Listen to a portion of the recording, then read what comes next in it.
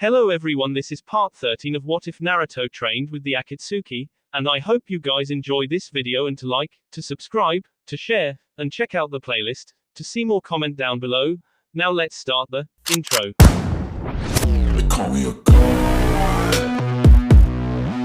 They call me a god.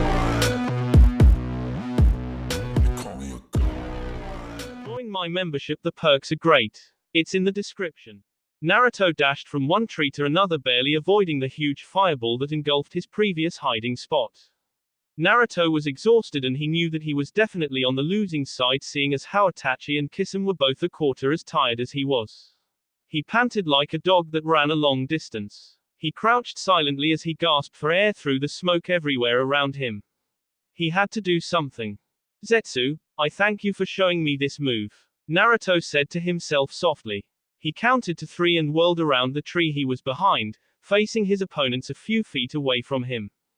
So you've decided to finally show your face, Kisame said, smiling deviously. Yes, and in all honesty, I don't think I can take you both on at once. So I'm going to have to K one of you here, Naruto said, panting still. Ukanira no jutsu, Naruto said, concentrating hard and forming hand seals quickly. Sweat ran down Naruto's face as he spread his hands out and pointed his arms towards Itachi. The attack was quick and unexpected. Boom! Suddenly, a crown of branches appeared above Itachi's head and swiftly placed itself on the Uchiha's hair. It sunk down as the small thorns protruding from the wood grew extremely fast, engulfing Itachi in a matter of seconds. Itachi-san! Kisame shouted as he immediately swung his sword at the branches. The branches were off, leaving Itachi alive and unable to battle. He fell to the ground covered in his own bi, almost unconscious. That was a good move, Naruto. But I bet you're almost out of chakra completely, Kisame said, while I on the other hand, have yet to run dry. It was a small S that I had to make. I couldn't take both of you on at the same time like I said, Naruto said, standing tall. Well, then I suppose it's just you and me now. Kisame smiled as the bandages on his sword unwrapped to reveal the large purple spikes pointed downwards. It's been a while since you've fought me with your sword, Naruto said. Well, this is a serious matter. I don't consider you weak, but I consider you fatigued enough for my favor. I know that I can win this match, Naruto. You're coming home, Kisame said. If I can't K Itachi, then I guess I'll have to K you, Naruto said. Hinata awoke on the concrete floor in an ill-lit room. She stood up after noticing that her sword was gone. She looked around and realized that she was in the Shouten base behind bars. Her solitude felt painful yet good. For the first time in a while, she was not with the Akatsuki. But that did not mean that everything was good. She had to get out of this place as well. She looked past the bars to observe the room and saw that the only light-giving sources were 2 candles at the ends of her cell. She could see nothing but darkness beyond her chamber. She sat back down on the cold, hard floor to meditate. That was her only option at this point. She had to be patient before she could escape. In addition, she needed the rest. Meanwhile, Saru was with the Shouten leader inside the special room that held the 3B. I know you've been here before, Saru. Now I'm going to explain to you everything that's going on here. It is essential for us to earn your trust, and I believe that you've earned it, Q said. Saru was calm now, unlike before, and he stood straight and looked his fearsome leader directly in the eyes with an emotionless expression. Many years ago, there were 9 countries that held each such powerful warriors that they all came together and had a meeting. They decided that to help rule the earth and keep it in order, they would each create a demon to help them conquer over all the other countries. Q began. So that was done. The 9 powerful warriors gathered 75% of their power and were able to form the 9 demons that you have heard about. I created the Kyubi, and the man you saw earlier created the wolf demon. His name is Tsukuyomi Ryoku, and he was one of us back then. We were feared throughout the lands known as the 9 demon lords, Q said. But before long, each of us became greedy and measured our power by the amount of land that we had conquered. It became a thirsty war between the 9 demon lords to rule the world themselves. Ryoku eventually had a change of heart when his son was born. He realized that the fight over territory was pointless, and he gave up his fighting days as a demon lord by sealing his demon into his son. He joined forces with many different countries to K each of the 9 demon lords. He succeeded in K 7 of them, leaving the demons scattered over the countries. The demons without their masters became even more ruthless and attacked lands. That is the reason why many of them were sealed in different people, to contain the demons so that chaos could be avoided. However, when the time came that Ryoku confronted me, he alone was not enough, for I had become the most powerful demon lord of the 9 of us. He turned to the Hokage of the Konoha village for aid. Them together proved to be a fine team. Ryoku managed to seal my soul inside the 4th's body, as well as the Kyubi which I created inside the 4th son, Uzumaki Naruto. This was all the will of the Hokage. He decided to end his and his son's life in order to bring peace to his village. But my willpower was too strong, so I conquered his mind and came into control over his body. He lives inside me, not but dormant, unconscious of everything. That is why you see 3 clear coffins in front of you today. Each of them contains different people inside. All of these are but important to us. The first one is Zabuza, the man who Haku strove to protect and strove to revive by joining the Shouten. The second clear coffin is your brother Sora, who I know that you dearly miss. The third is my body, completely healthy but missing my soul. That is why I need Naruto. Moreover, I need my demon, the Kyubi.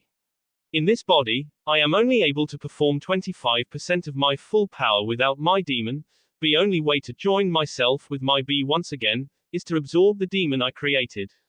With that power, I can make the transfer to my B, which is capable of holding all that power. When the transition is complete, the Shouten will make its name throughout the earth. Q explained. Saru's legs shook in fear as he stared at Q's actual B inside the coffin. The bee had long red hair and it wore armor. Then he looked back at his brother missing his rock arm that Saru had now. A tear fell from his eye as Saru realized that he had almost forgotten why he joined the Shouten. He had become thirsty for power when he attained his brother's arm. The quench for power clouded Saru's real reason for being. He bowed his head in shame as he made that realization about himself. He wanted Sora back. He wanted to see his brother one more time. I need to gain your trust. The way I'm going to do that is by reviving Zabuza. I know that he means nothing to you and Haku is but I want you to see that I was not lying about my promise. I will keep my promise to Haku just like he kept his promise by serving in the Shouten. My only regret is not reviving him sooner so that he and Haku could be joined one last time. But I do it now so that you can see that your only friend did not in vain. I want you to know that the reason I do not revive your brother now is because I cannot revive him without my original body.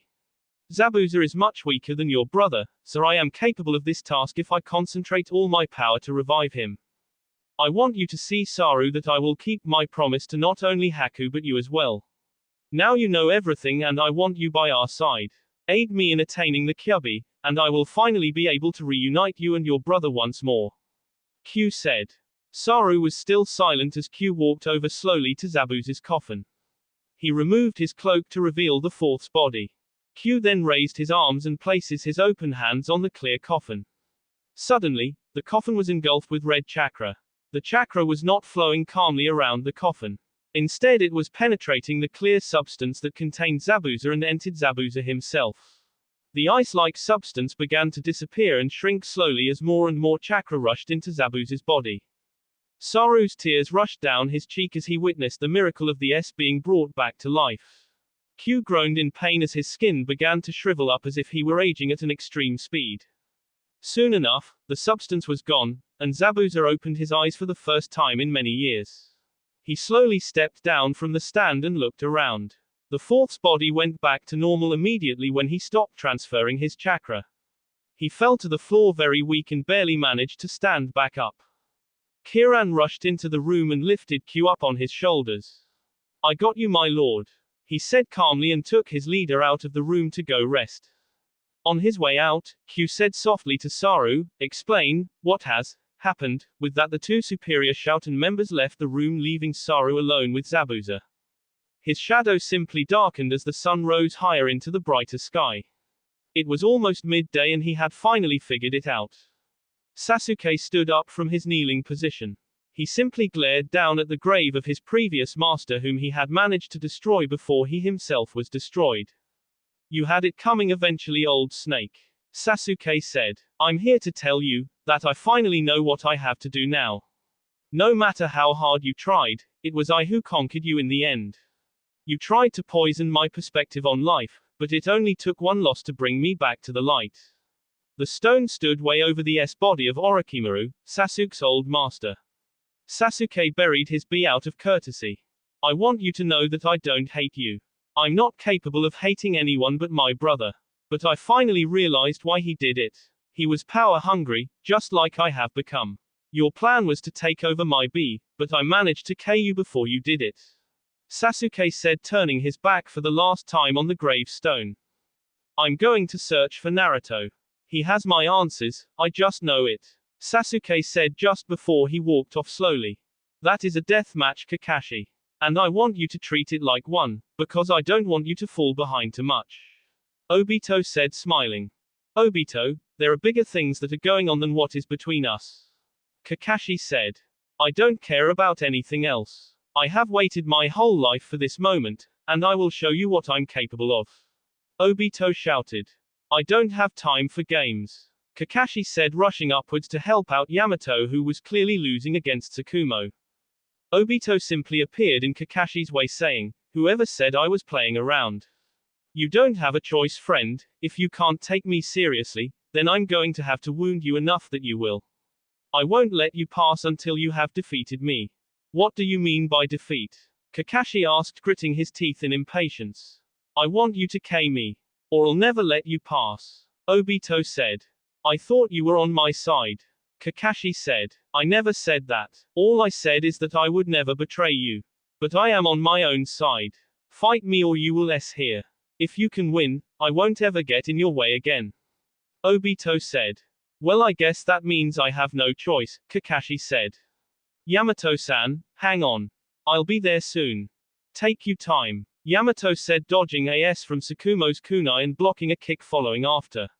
I'll be fine. Don't be too sure. Tsukumo said, landing a kick to Yamato's face. He stumbled backwards on his feet but didn't fall to the floor. He touched his face to find out that he was B from his broken nose. I can guarantee you that Kakashi is going to be a while if he makes it out alive. Tsukumo said. You won't be able to hold me off much longer either. I will do whatever it takes to keep the world safe from criminals like you. Yamato said fiercely. Whoa, whoa, whoa. Whoever stated that I was a criminal? If you recall, I'm supposed to be I saved my teammates long ago and that cost us the mission. The whole village turned against me, including my teammates. The shame was too much, so everybody thinks that I KO myself. I was once a much respected member of Konoha. There was never a point in my life that I was a criminal, and I sure am not now. Tsukumo justified. Then what are you fighting for? Why are you in the Akatsuki? Yamato said. Because my time has come, and I want to have a good fight before I go down. All I wanted before was to see my son again. That mission has been accomplished. It was the Akatsuki who granted me my wish. And I intend to grant theirs by keeping my end of the bargain and fighting for their cause. How much longer do you think an old man like me will last? Tsukumo asked. Well, in my eyes you became a criminal as soon as you intended to follow through with your promise. You pledged your allegiance to the Akatsuki. That organization wants nothing good except chaos and destruction. If you have the guts to aid those in their horrible mission, then you should be stopped at all costs no matter what. Yamato said, rushing forward with his hands outward towards his opponent. Wood came from underground, and like two gongs banging against each other, the wood on opposite sides of Tsukumo rushed in to see the white-haired man. Tsukumo, gathering chakra to all four limbs, stretched out and stopped the wood from see him. Tsukumo shook as he used all his strength to withstand the pressure that threatened to end his life. Yamato continued to run forward, jumping up and kicking Tsukumo straight in the abdomen, sending him flying through the air.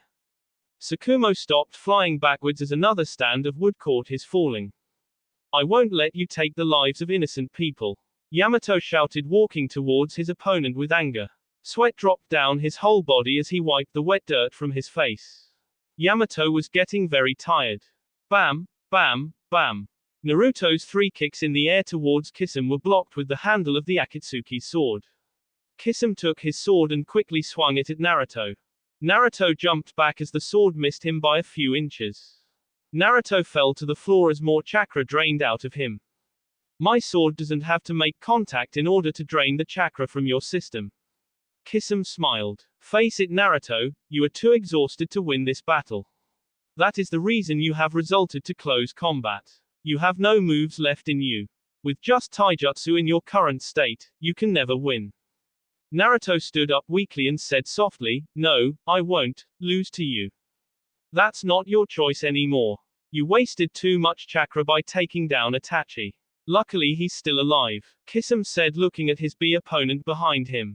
That's it, Naruto said to himself. If I attack Itachi, Kisame has no choice but to turn defensive. I need to attack Itachi as a distraction and use the last of my chakra to conjure up a move that will finish Kisame, then I can just take down Itachi with my kunai. Naruto whispered. Naruto stood still for a moment, simply staring at his opponent, thinking of a plan. Suddenly, he rushed in towards Kisame but jumped to the right just before colliding with him. Rasengan. Naruto shouted as his right hand pulled back and shot forward at Kisame's face with a blue chakra sphere in his open palm. Boom! Kisame's sword was just in the way to absorb the Rasengan completely. Naruto didn't wait to land on the floor for his next attack. While still in motion, he gathered chakra in his right foot and managed to kick Kisame's Z, sending him flying back. Naruto landed on the ground just before Itachi. He whipped out a kunai and swung it over his head, just about to strike down. But the blonde boy did not anticipate that Itachi's body was a bunchen. Naruto was surprised to find that when the smoke cleared from the poof, there was a large hole under the location of Itachi's bunchen. It was from that hole that another Kisame suddenly came up and delivered a strong U to Naruto's jaw, sending upwards into the air. The Kisame that was kicked back had finally ran and caught up with his opponent, who was now traveling towards the sky. He jumped forward with his sword overhead, swinging it downwards, clashing with Naruto's body, sending him straight back to the ground. Naruto hit the ground but used his hands to bounce him back up and dashed back. He barely managed to avoid the sword that struck down again and hit the ground. Naruto gasped for air even harder now, making it quite apparent that he was fatigued. He looked at the two Kisames who stood tall next to each other. One carried a sword while the other didn't. Nice try, but I already anticipated that move, Kisame said, smiling. Where is Itachi's real body? Naruto asked harshly. Why in the world would I ever tell you that? Kisame asked. Because you are about to s. Naruto screamed in anger. Where do you get these threats from? I don't see how you can say such things when you are in your condition. Kisame said, smiling. You are not only outnumbered but you are completely worn out. I'm not done yet, Naruto said, stumbling on his feet. Look at that, you can't even stand up straight without tripping over yourself. Kisame said. Naruto only smiled as he fell backwards, landing on his butt. Naruto continued to smile as it now developed into a small chuckle. Naruto's laugh aggravated Kisame by the second. What are you laughing at, you little pipsqueak? Naruto simply said, what's so funny is that, I'm not even close to being done yet. Naruto reached for the chakra binders on his two arms and he removed them and stood up. What the hell are those? Kisame asked. I'm pretty sure you noticed that I was in the middle of training before you came. I fell unconscious earlier from the exercise and I awoke with 3 of these on. Apparently you are not familiar with chakra binders, Naruto said with a big grin. Chakra binders? Kisame asked with a frown. Precisely. 1 chakra binder is good enough to prevent the chakra flow of a regular shinobi. So basically, I have only been using about half of my chakra up until this point. Do not make the large mistake of thinking you were close to winning. Naruto said. Now tell me where Itachi is, or I will beat it out of you. Where am I? Zabuza asked, still looking around at his surroundings. You are in the Shouten base, Saru said, knowing he would have to explain more. What are you talking about? Who are you? Zabuza asked. The Shouten is a powerful organization led by a man who longs for world domination. Haku was one of the members of the Shouten, Saru said sadly. What do you mean was? Zabuza asked. He joined this organization after the leader promised him that he would revive you from your death. Saru began. My death? Do you not remember anything? Saru asked. Zabuza stayed silent. I don't know the story, but US protecting Haku. He only wanted to do the same for you by joining the Shouten. But sadly, he s himself before he was able to accomplish his dream, which was to see you back alive with him. Saru said. He didn't explain to me how you s. I think I'm beginning to remember, Zabuza said, placing his hands on his head. I remember, the memory is vague. What happened? Saru asked. I remember, smoke, everywhere, a fire. Haku and I, against hundreds of villages and shinobi. They were all angry for some reason, I can't remember why, Zabuza said, closing his eyes in concentration. Did you burn down the village? Saru asked. No, we were just passing through, but my name was well known. And they thought that I had caused the fire.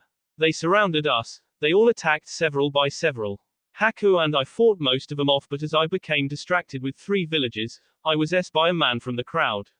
My world then went black as I thought I saw his arm as a spear turn back into a normal hand. Zabuza said. That is all I can remember. Then I woke up here and you were telling me that Haku is s. Saru squinted his eyes in wonder. He knew that the man Zabuza described was 8. But he could not believe that Q would send 8 to do such a thing just to get Haku on the Shouten. That would be just too evil. Saru decided to keep his mouth shut, seeing as how Zabuza was already stressed out enough. And what were you to Haku? Zabuza asked, sighing sadly. I was his friend. He pledged his life for the Shouten to see you, and I know that he would have liked you to do the same. Saru said. At this point, he wanted to help Q as much as he could so he could see Sora again. He now knew that it was possible. Saru was only a bit saddened to think about Haku and how he never reached his dream. Zabuza stretched his body and then sat down on a large rock. Is that really what he wanted? Yes, that is what he told me. Saru lied. Then I will devote my life to serving the man that Haku served. I will not let Haku's death be in vain. The least I can do is grant his dying wish, Zabuza said firmly. Kakashi's Sharingan had copied over 1,000 moves, but it seemed that no matter how many moves he had copied, the single eye of Obito surpassed his in every way.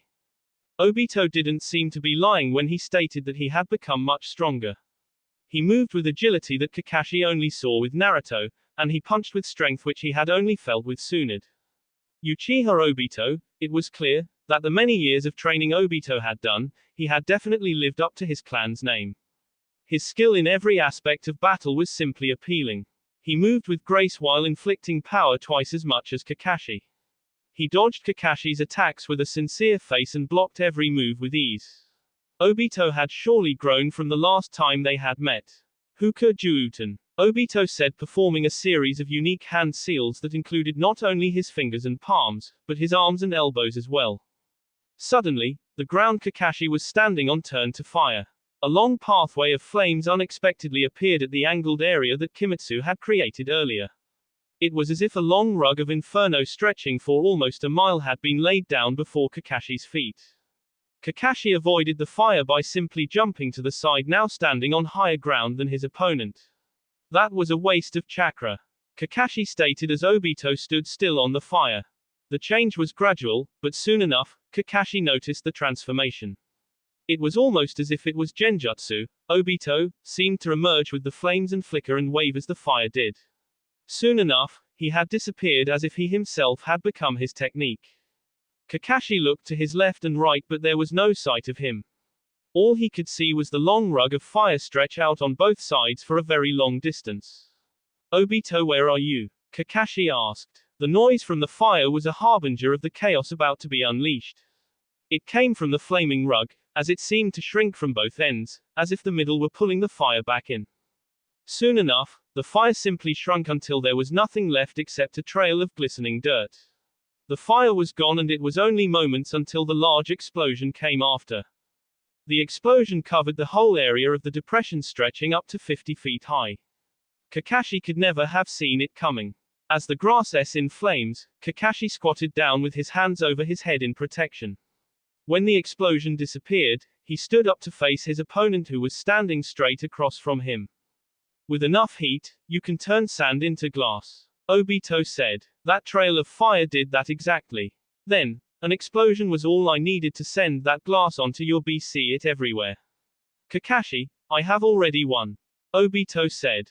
Not yet, Kakashi said sternly as electricity began to flow from his left hand. I don't care how, but I must stop you now. This ends here, I must save Yamato. I do this not for you or for me, but for the good of Konoha. I don't have time to be playing games. Obito, today is the day that you will see no mercy from me. Kakashi screamed, ready to drive his technique into his best friend.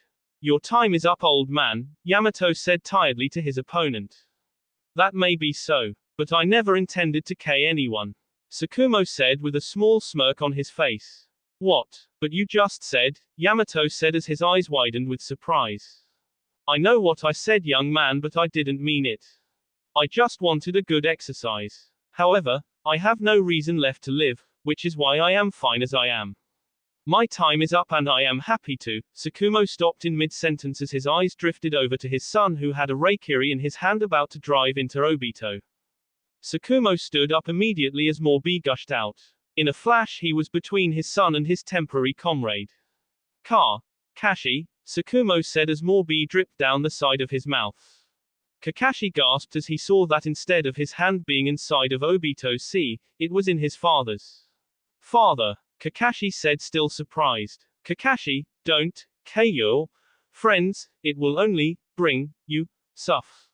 Tsukumo said as his eyes lost focus and his body crumpled to the floor. Father, Kakashi screamed in awe. He looked down at his hand that was stained with the bi of the innocent, and then he looked back up at his former friend who was panting. Obito had a sincere look on his face as he bowed his head in respect for the old man. I am sorry, Obito. I shouldn't have lost my temper. Kakashi said as tears began to flow down his face as he too bowed his head in respect. There is nothing to apologize for, because you did nothing wrong in the first place, Obito said sadly as he crouched over to help his best friend carry his father. Yamato, having witnessed this whole event, turned his head to face forward, looking through the forest. He stumbled a bit as he whispered to himself, Naruto, those were the last words that left Yamato's mouth before his eyes shut closed and he fell down to the floor unconscious from fatigue. Kiss him. This will be your end. Naruto screamed as he jumped high into the air, forming hand seals. Kisum jumped back as Naruto's technique began to take effect. The earth began to move like an ocean at Naruto's command. It moved towards Kisum, rising up about to engulf him. But Kisum was ready. He swung his sword fiercely at the earth, breaking it to pieces. He jumped up, barely managing to avoid the earth that attempted to wrap around his leg. Kisum performed hand seals while in the air while he threw his sword up. On his way down, the earth rose up like a tsunami, threatening to overcome Kisum's bi and see it. When Kisum descended, he thrust both of his hands down at the growing ground. When his hands and the earth connected, an explosion occurred between them. Boom! It was as if the ocean itself had been summoned. The earth about to swallow Kisum crumbled under the pressure of the water bomb that had just detonated. The water fell down along with the rubble, drowning the trees with the amount of liquid that rushed down from Kisum's hands. Naruto, you will never K me. Kisum shouted as he landed on his feet in the new ocean that he had created. Naruto came down as well and immediately ran after his opponent with clenched fists. Kisum's sword came down just in time for the Akatsuki member to hit Naruto with it. Naruto flew to the side as a Kisum Bunshin arose from the water and swiftly pounded Naruto down underneath the water.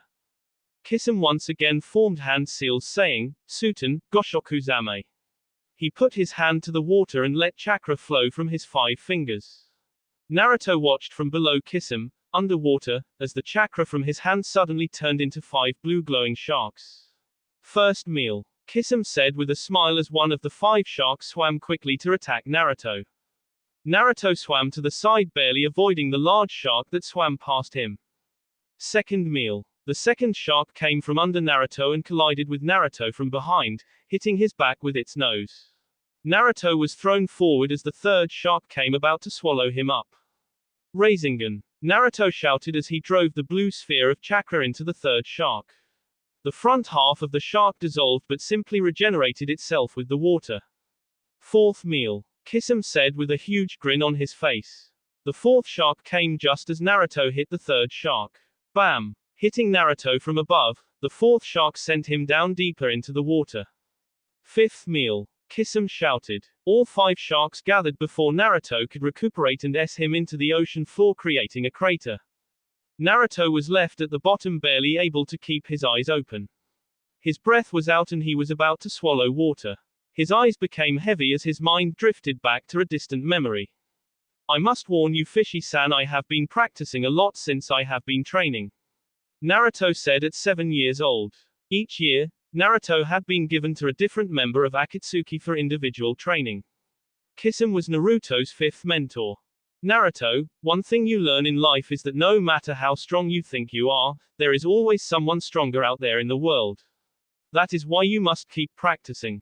Kisame said, already taking a liking to his young apprentice. Not stronger than me, Naruto said, grinning. When you're older, you will understand that a fight is not the right time to smile. Kisame said. In the future, you will not fight for training. If you lose, you will s. But that's why I am getting stronger each day so that I can avoid that, right? Naruto asked, looking up to Kisame, who was so tall in Naruto's eyes. Of course. Now, I want you to prepare yourself and go at me with all that you have, because we are going to fight right now. Kisame said. Show me what you have learned with us in the past 4 years. 3 hours later, Kisame managed to pull Naruto out from the water just before the small boy drowned. Naruto sat up on the water, coughing out all the water he had swallowed. Fishy-san, I almost s. Naruto shouted with tears in his eyes. Like I said, Naruto, things are not always going to be so easy. You did very well for our first battle. But you can't lose to that move anymore. Kisame said. That move usually kills the opponent if they are hit with it.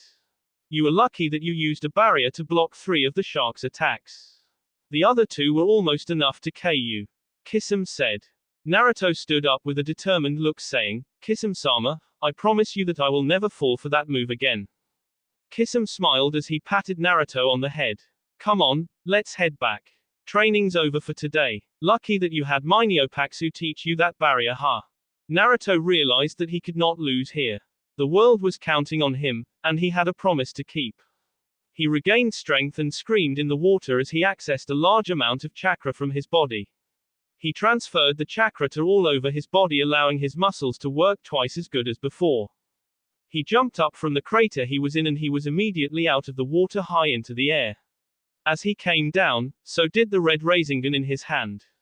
Udama Bomu Rasengan, Naruto shouted as he drove the ball into the water. Boom. The water simply moved the side, allowing Naruto and his opponent to finally reach the ground. The water disappeared when Kisame released his technique. The earth below Naruto was wet, but that made Naruto even more determined. I told you, didn't I? Naruto asked. I will never fall for that trick again. Kisame smiled as the earth overtook him in an instant, forming a large ball around his beak, trapping him. The large earth ball suddenly compressed, see everything inside. Naruto released his technique to find that Kisame was not even in the large ball in the first place. If you are not in there, then you must be here. Naruto screamed as he punched the ground with tremendous power.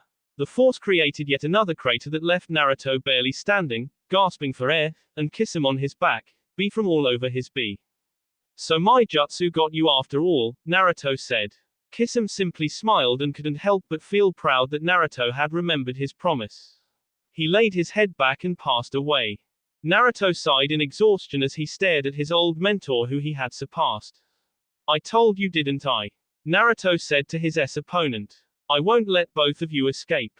Naruto sighed once again as he realized that Itachi would recover and be out to get him once more in the future. Next time, I won't let any one of you escape. He vowed. Q, stop where you are. Ryoku shouted. Q stopped in his tracks with his back turned to the man who called his name. So you brought a friend. We won't let you continue your destruction. Ryoku said, referring to his comrade the 4th Hokage. Q turned around slowly. His long red hair practically covered his bare and muscular back. He wore dark black pants with a red sash on his waist. Tsukomi Ryoku, I have heard what you have been doing. You have taken down 7 demon lords. Why are you resulting to this? Q asked. Because I have realized we are neither in the right path nor in our right minds. I simply can't just let chaos take over this world and let everyone suffer. Ryoku said firmly. I know why you have had a change of heart. Q said. It's because of your son, isn't it? I'm sure he'll grow up to be a strong boy. The point is, I won't let you continue on any longer. Surrender your way of life and we will spare you. Ryoku shouted. You don't seem to understand, do you? Q asked. I can't stop anymore. I am the strongest shinobi in the world, and I shall let the world know it. Fight me if you want to, but I won't go down easy. This world is mine for the taking, and I will fulfill my desires. What happens if you do conquer the world, huh? What then? Ryoku asked. I will take it one step at a time. But one thing is for sure, I won't let you stop me from succeeding. Q shouted, flying into the air, raising his hands up high. Boom, boom, boom, boom. There the Kyuubi was, ready to fight under the control of its creator, Q. Arashi, I truly appreciate you aiding me in this. But I just want to ask one more time, are you sure you want to do this? Ryoku asked. I will do anything to protect my village and my people. The fourth Hokage stated. Very well, then you must seal the Kyuubi, and I will seal Q. Ryoku said. When I am done, I want you to seal him inside of me. Arashi said firmly. Do you realize that if that happens, he will be trying to escape until he succeeds? If he manages to get out, then it's over. If you sense that he is close to breaking free, you have to kill him and yourself. Ryoku instructed. Naruto-san, you're awake. Kyosaku said as Naruto slowly opened his eyes to a bright room. He slowly sat up, looking around. Kyosaku was the only one in the room other than Naruto himself. Where are we? He asked with his eyes still squinted, adjusting to the light. We are in the village of Konoha. Kyosaku responded. Ru, Ketsu, and I ran to you as fast as we could. The water came and we knew that something was happening. But by the time we arrived, the water was gone and you were unconscious next to a Akatsuki member. I assume you were the cause of his death. Yes, but the other escaped me. Naruto said. Where is everybody else? He asked. Ketsu is guarding the village while Ru is out running errands. Kyosaku said. We decided to help them out since they allowed us to stay without any charge. Yamato is in the next room recovering as well. Everybody else is at Kakashi's dad's funeral, including one of the Akatsuki members who turned out to be Kakashi's long-lost friend. She explained. Kyosaku, we don't have any more time. I know what we have to do. Naruto said. What is that, Naruto-kun? We have to infiltrate the Shouten base. This has to end here before things get out of hand again. The other Akatsuki member that I fought happened to be the leader who I messed up pretty badly. Now that they have recruited more members, they will stop at nothing to retrieve the demon inside of me. I can't let that happen. At the same time, the Shouten is about to take action. However, we can turn the tables our way if we have the element of surprise. Naruto said, standing up and rushing out of the room before Kyosaku could say anything else. Naruto stepped out of the building half. He had no shirt and white pants that were very light and cozy. He had a very muscular body that seemed to glow in the moonlight. The night sky was bright with the luminescent moon. He simply took one step forward and jumped to the roof of the hospital he was in. Seems like you are in a hurry. Ketsu said from atop the roof that Naruto had just jumped to. Good. This saves me the trouble of finding you. We have to leave immediately. Naruto said. We must go and infiltrate the Shouten base. Well, I would jump right to it, but I have bad news for you. We don't know the location, brother. Ketsu said. I do. Naruto confirmed. When I searched his mind for all that I needed to know. I learned a lot.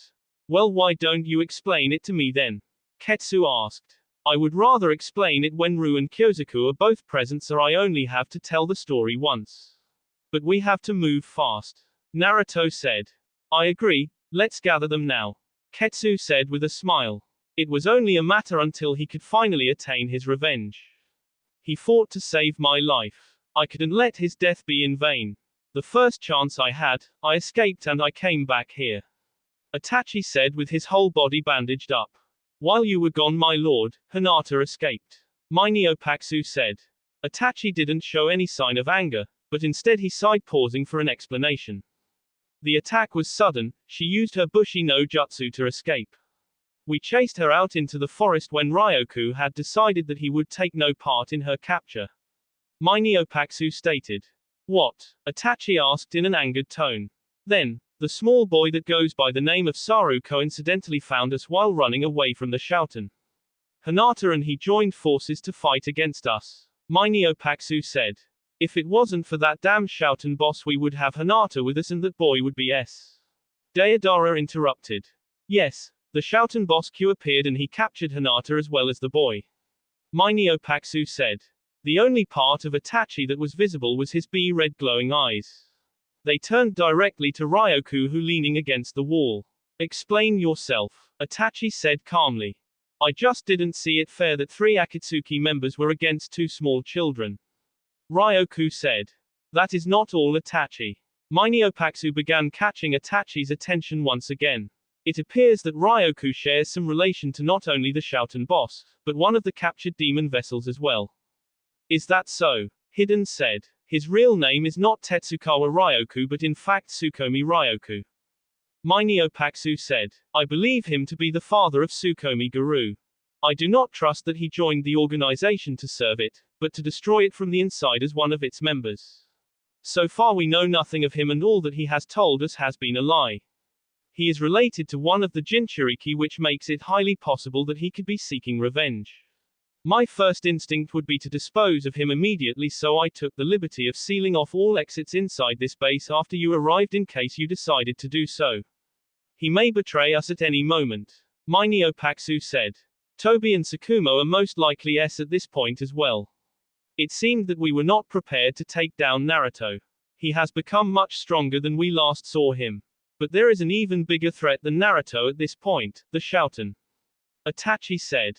About our previous encounter with them, Minio began. I at once knew that we would need the location of their base, so I had my bunshin follow the leader at a considerable distance to find out the information. If you are planning an infiltration, I know just where to go. You have exceeded my expectations as always, Minio and for that I thank you. Naruto is not our top priority at this moment, the Shouten is. They will be hunting for Naruto as soon as possible, and if they get a hold of him, then we will fail our mission which we have for many years been trying to accomplish. At this point, if we are going to follow through with this infiltration, then we must acquire all the help that we can get. Ryoku, being an obviously strong member of the group, will be able to give us a big boost. He has sworn his allegiance, and for now, that is all we need and we are going to have to trust his word. Itachi said.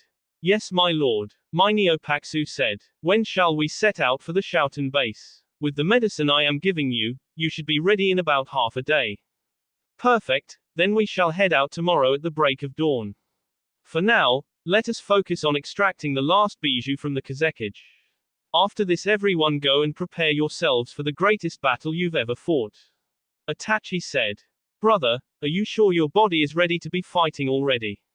Ketsu asked as all 4 shinobi ran with amazing speed toward the night sky. At this point, it doesn't matter if I'm ready or not.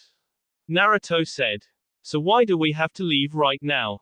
Kyosaku asked. Because, the Akatsuki would only work in a logical sense. It is obvious that they recruited members. But normally, they would never try to capture me when Konoha is simply a few miles away and I am in the company of strong shinobi. The only reason for their rush is that the Shouten is on the move. Naruto explained. On the move to where? Ru asked. When Kagai, one of the Shouten members I searched his mind for all the information that I deemed useful to us. I found out the goal of the Shouten, as well as all the Shouten members.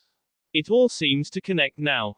Naruto began. The Shouten is led by a man named Q who is enclosed inside the body of the 4th Hokage, Uzumaki Arashi. Everybody's eyes widened at the name of Uzumaki.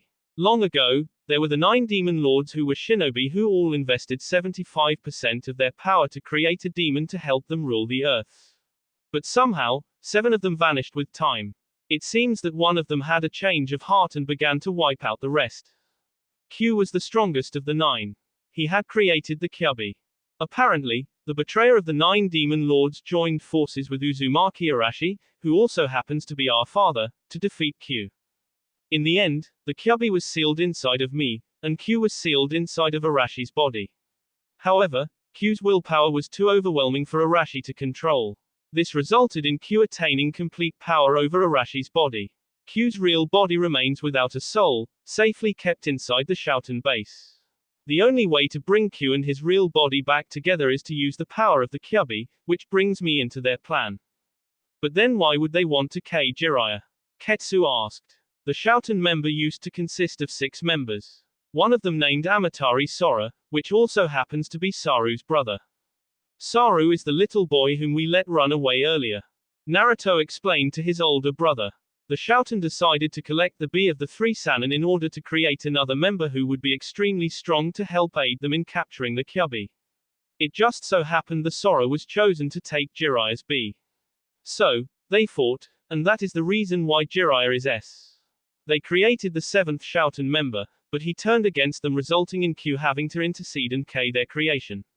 Naruto said. How many Shouten members are there now? Ketsu asked. Sora S by my hands, which we both witnessed many years before. One member named Haku S right in front of me against Hinata. Kagai is now S. This leaves Q, Saru, the shape-shifting man named Ignorance, and the right-hand man whose name is Kiran. Saru K the Hokage Riku Haburi, because every time he committed M, he would gain a piece of his memory back. K Haburi allowed him to remember everything. He joined the Shouten in search of his older brother Sora. However, Q never had any intention of reviving Sora in the first place. After Saru served his purpose, he would be disposed of. Naruto explained. Sir Amatari Saru is the last of his clan. Ru said. It was my mentor Haburi who participated in the S of the Amatari clan many years ago. The reason why Saru has 2 arms because he took one from his S brother. Naruto said. With this revealed to us, we finally understand why the Shouten wants the Kyubi powers. The Akatsuki are going to attack the Shouten as soon as Itachi is healed, which shouldn't be too long. Naruto said. Why wouldn't they acquire the powers of the Kyubi first and then attack the Shouten? Kyosaku asked. Because they attempted that already and failed. They can't afford to lose the Kyubi powers. It is now a race between the Akatsuki and the Shouten to get the remaining demon left. They want to wipe out the Shouten now that it has few members so that they are not racing against the clock. Naruto explained. All the information seemed to keep everyone quiet as they all dashed from tree branch to tree branch in thought. One more thing, Naruto began. From what I understand, the person who joined forces with our father against Q was Guru's father. His name is Tsukomi Ryoku. However, his location is unknown. Naruto said. So where are we headed at this point? Ru asked. We are going to the Akatsuki base. Naruto said. Why is that? Kyosaku inquired. Because we need one final member if we are going to take out the Shouten. Naruto said. Hinata. Ketsu said as his brother nodded. I know exactly where they are. We should be arriving there in just a few hours. Naruto said as they quickened their pace. Hinata was fully rested, but still she had had no contact with the outside world. The silence was soothing in the beginning, but now it was tea. But the sad truth was that she could not escape by herself. Arashi stood alongside his teammate, both gasping for air in exhaustion. Q was on one knee in front of them, even more exhausted. His Kyubi is sealed, you must seal him in me now. Arashi said to his comrade Ryoku. You will never be able to stop me from accomplishing my dream.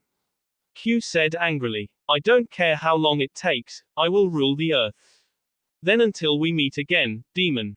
Ryoku said as he sealed the soul of Q inside of Arashi's body. Boom. Q's L fell to the floor as soon as the transaction took place. Arashi screamed as the battle over his mind began. A few moments passed and suddenly the 4th Hokage was gone without a trace. Ryoku stood there still panting, but this time a small smile managed to make its way to his face. Guru, I'm sorry that I cannot be your father. There will always be evil surrounding me because of what I have done. Revenge is a blade that never dulls, and now I am its target. All I can do is leave you a part of me. That is the reason why you have my demon sealed inside of you. Train well, and maybe we will meet in the future. Goodbye, my son. A small tear streamed down Ryoku's cheek as he took Q's B with him to give the S-man a burial. Hinata is not with them, Ketsu said, returning to the group after sneaking into the base. They are extracting a demon out of somebody as we speak. Naruto bowed his head in silence. At this point, there is not much we can do for that person. Instead, we have to stop all of this so that there will be no more harm. Hinata is with the Shouten. How can you be so sure? Ru asked. The Akatsuki considers Hinata as precious as the powers they extract from the Jinchurikis. They would never let her be alone. They would also never let her escape even if she wanted to. The only way that they are at rest with her gone, is if someone stronger than them has her. That is why she is with the Shouten. Naruto explained. It seems we're out of time then. The sun will be rising in just a few hours. We have to get to the Shouten base now then. Kyosaku said. Let's go. Ketsu shouted as they all took off toward their main destination.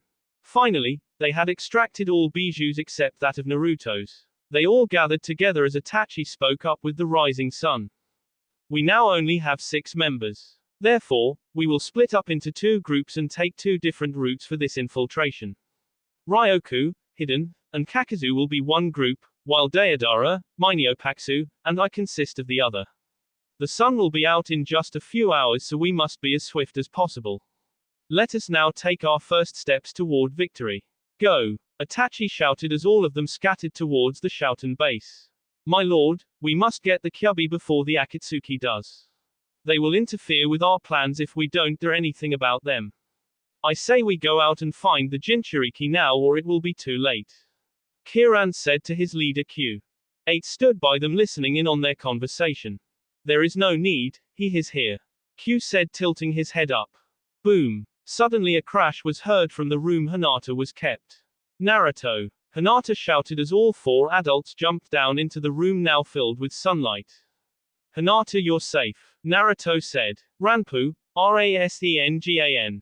Ketsu shouted as he drove the incandescent yellow Rasengan into the bars that kept Hinata.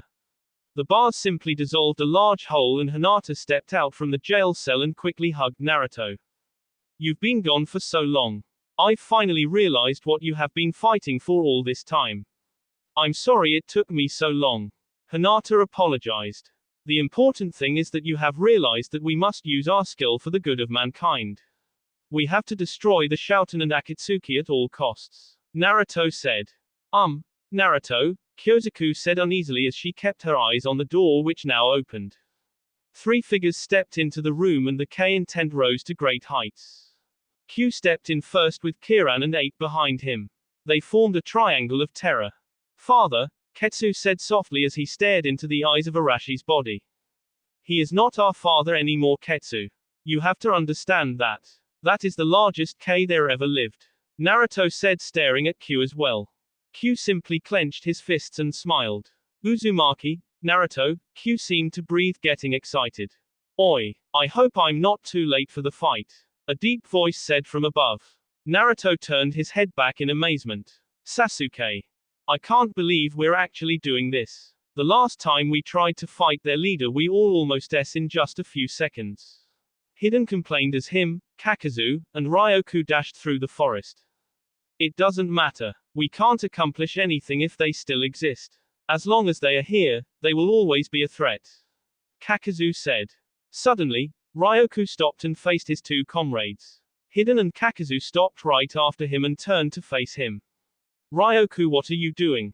Kakazu asked. I'm making things right, Ryoku said staring off into the distance. A long time ago, I had to fight Q to save the world. It seems as though the role I played before has once again become necessary to play. The Akatsuki is dealing with something that they simply cannot handle. What are you saying, moron? Let's go already, Hiden shouted. I'll put it in simpler terms for you to understand. The Akatsuki is in the way. Goodbye, friends, Ryoku said, raising his palms outwards towards his comrades. Swoosh. Hiden, who was to the left of Ryoku, was completely covered in a boulder of diamond. Kakazu had disappeared just before the ice had covered him. Instead, the tree was frozen for Kakazu's place. Kakazu, there is nothing you can do at this point.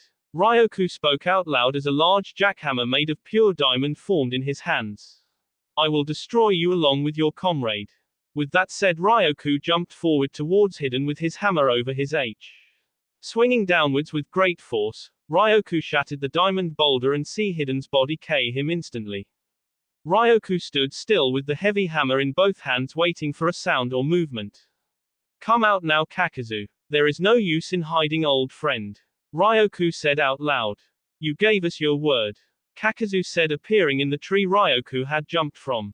There are bigger things than the Akatsuki. Like I said before, you are just in the way. Ryoku said.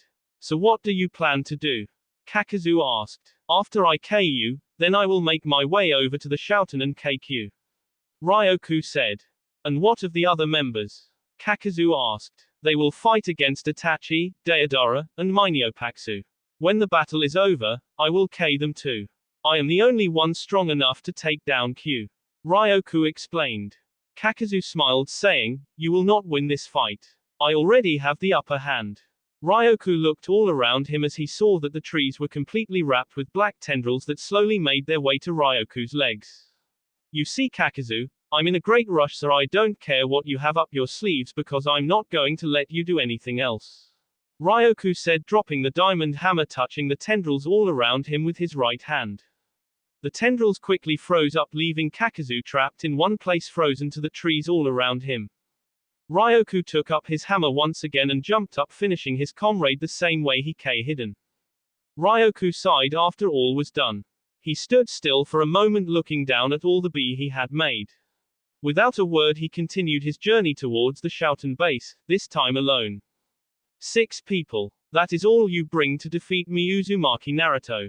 Q asked. Make that 8. Saru's voice came from behind the 3 Shouten members. Zabuza and he stood strong, ready to fight.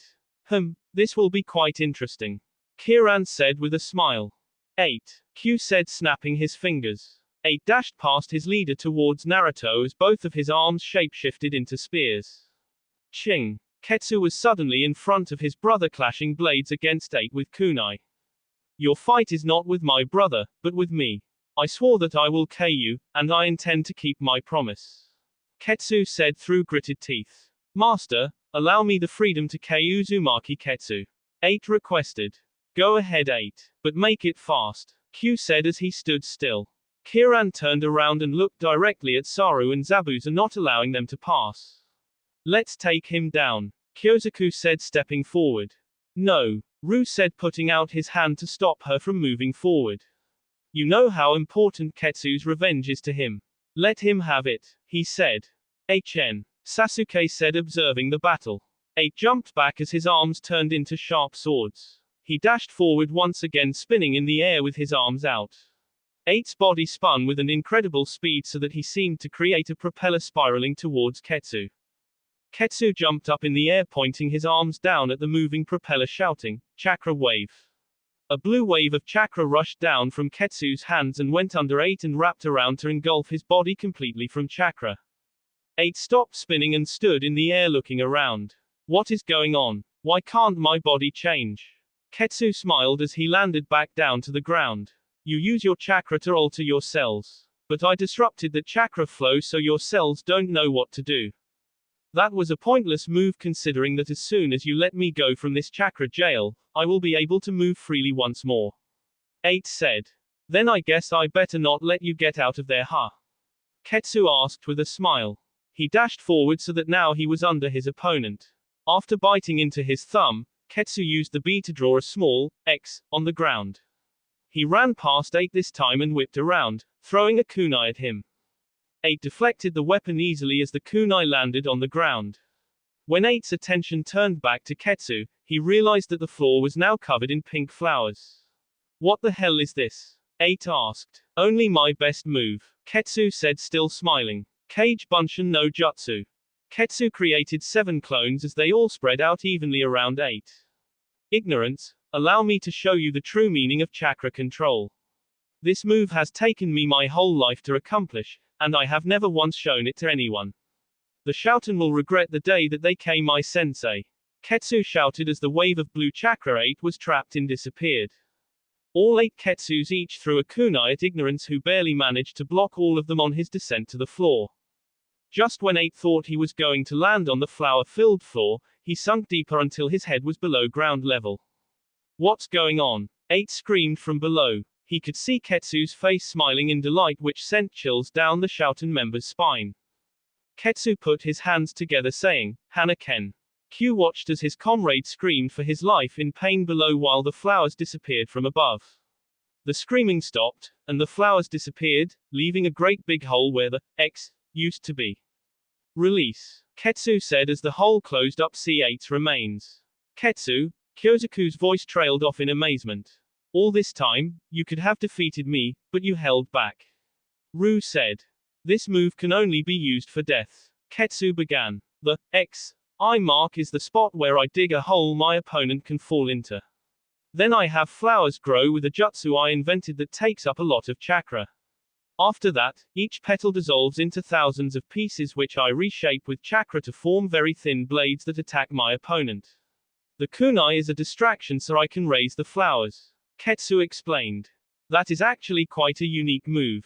Kiran said with his back turned. So now it's us against the rest of them, master. I didn't see this becoming a problem until now. Q said. Why is that? Kiran asked. Because there are still more on the way. Q said. What difference does the number make? It is not the number of them, it is precisely the person that makes me smile. Q said. It looks like they already got this party started with us. Yeah, Deidara said as him and his teammates arrived. Itachi. Sasuke screamed with his eyes widened completely. Q, it's time to bring an end to this. Ryoku said appearing as well without his Akatsuki cloak. Everyone became very tense as they all prepared themselves for the greatest battle about to take place, the greatest battle in history. That will be all for this video. Be sure to like, subscribe, share, and comment down below for more videos. Goodbye.